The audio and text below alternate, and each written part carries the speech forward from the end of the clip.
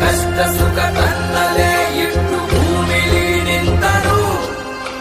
ಜಾತಿ ಮತವ ಹಿರಿಮೆ ಗರಿಮೆಯ ಭೇದವ ಮರೆತು ಭೂಮಿ ತಾಯಿಯ ಪ್ರೀತಿ ಮಗನು ಪುಣ್ಯ ಮಾಡಿದವನು.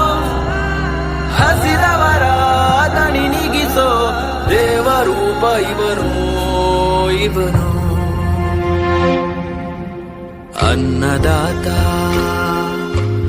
ಅನ್ನದಾತ ಜನರ ಪಾಲಿನ ಸ್ನೇಹದಾತ. ತನ್ನುಸಿರ ಬೇಯಿಸಿ ಉಸಿರು ಕೊಟ್ಟನು, ಬಿಸಿಲು ಮಳೆಗೆ ತನ್ನ ಜೀವ ತೆತ್ತನು. ನೀರು ಇಲ್ಲದೆ ನೆರಳು ಇಲ್ಲದೆ ಬೆಳಗ್ಗೆ ಕಾಯುತ್ತಾ